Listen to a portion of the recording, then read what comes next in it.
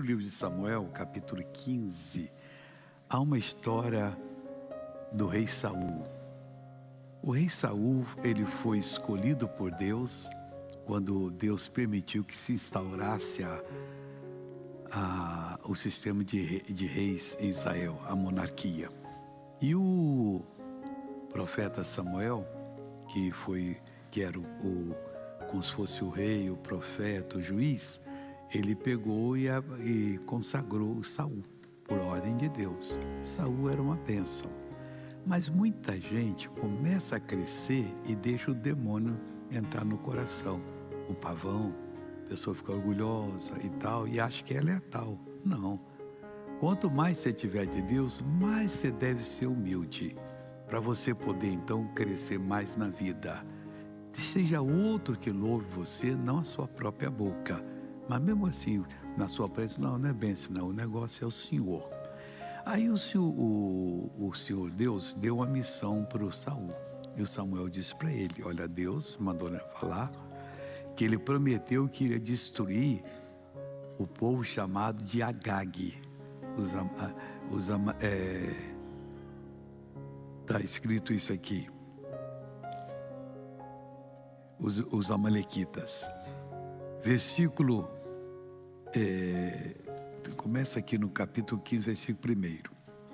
E o Saul então foi fazer essa obra, mas só que o Agag passou a conversa nele e ele não cumpriu, que ele tinha que começar pelo rei, acabar com todo mundo e não podia poupar nem as vacas nem as ovelhas.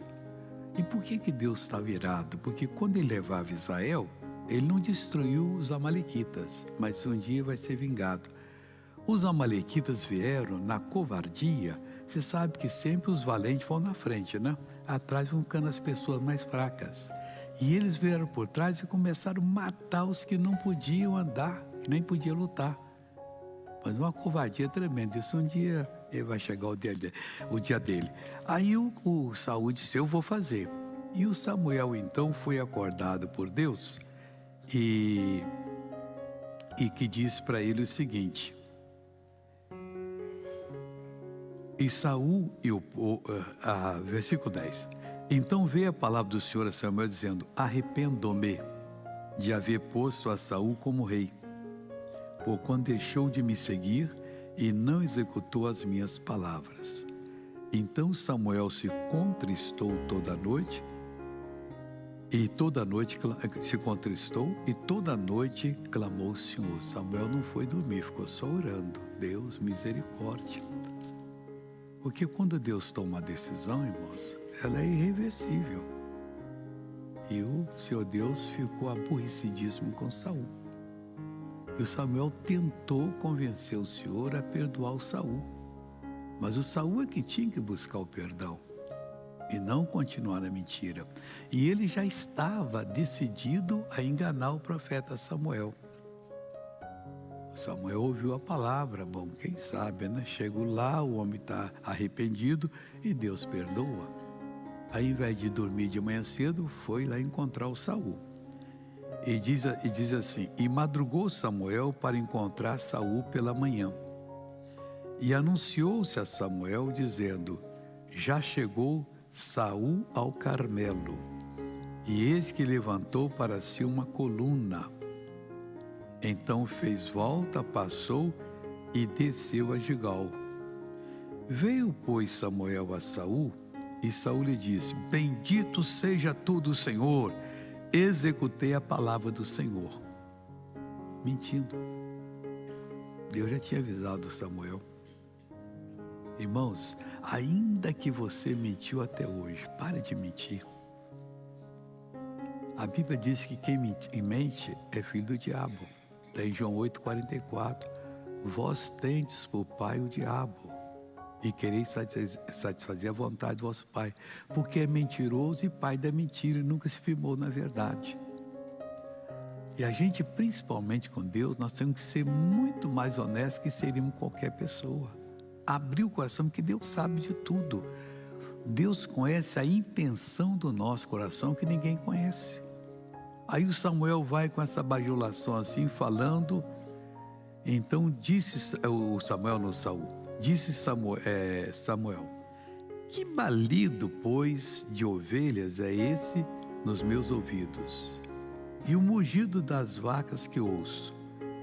E disse Saul: de Amaleque as trouxeram, porque o povo perdoou o melhor das ovelhas e das vacas, para as oferecer ao Senhor teu Deus. O resto, porém, temos destruído totalmente. Aí o Samuel disse: espera, eu vou lhe dizer, eu te declarei o que o Senhor me disse esta noite. Ele disse: fala. Aí ele começou a falar que ele era pequeno e tal, e chegou a ser rei. Versículo 15 agora. Por que, pois, não deste ouvido à voz do Senhor, antes voaste ao despojo e fizeste o que era mal aos olhos do Senhor? Então disse Saul a Samuel, ainda continuou na mentira: antes dei ouvido à voz do Senhor e caminhei no caminho pelo qual o Senhor me enviou, e trouxe Agag, rei do Amaleque, e os amalequitas destruí totalmente. Mas o povo tomou do despojo das ovelhas e vacas o melhor do interdito, do proibido, para oferecer ao Senhor teu Deus em Gilgal, mentindo, querendo enganar. Porém Samuel disse: tem porventura o Senhor tanto prazer em holocausto e sacrifício, como que se obedeça à palavra do Senhor? Eis que o obedecer é melhor que o sacrificar, e o atender melhor do que a gordura de carneiros. Porque a rebelião é como o pecado de feitiçaria, e o porfiar, ficar lutando com palavras aí, é como iniquidade e idolatria. Porquanto tu rejeitaste a palavra do Senhor, ele também te rejeitou para que não sejas rei. E aí acabou a vida do Saul, com esse decreto divino. Deus não quer fazer isso comigo nem com você. Deus quer que nós andemos na presença dEle, para que Ele possa nos libertar completamente e fazer de nós o que Ele planejou. Cada um de nós que veio ao mundo não veio inferior nem superior a ninguém. Nós temos a mesma oportunidade. Se alguém sabe cantar bem, o outro sabe fazer o instrumento para o outro que toca bem tocar, e por aí afora vai. E todo mundo tem a sua atividade. E ninguém deve considerar-se melhor do que o outro. Infelizmente se consideram algumas pessoas melhor do que as outras. Uma vez um dentista amigo de um jogador muito famoso, não vou dar o nome dele, está ganhando muito dinheiro. Pois é, você não sabe quantas vezes me acordaram, eu morava na cidade do interior, para poder ir tratar do dente de uma pessoa que não conseguia dormir. E eu acordava, me arrumava, ia lá, fazia o que tinha que fazer, a pessoa ia para casa e dormia. Eu nunca fui reconhecido em nada, mas o outro, só porque faz gol, ganha milhões de dinheiro. O que ele ganha no mês, eu nunca ganhei na vida toda.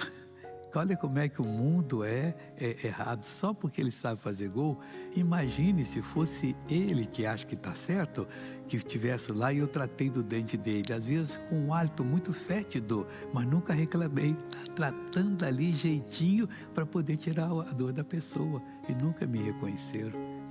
Existem essas diferenças no mundo. Vamos fazer a vontade de Deus, considerar todo mundo igual, lutar para que eles conheçam a Jesus, orar para que eles sejam abençoados, como hoje vamos orar aqui, tá bom? Nós vamos agora à novela da vida real. A oração vou deixar para daqui a pouco, vou deixar um tempo maior, que eu vou orar junto com o pastor Jaime, e Deus vai operar bastante aqui. É o seu dia hoje.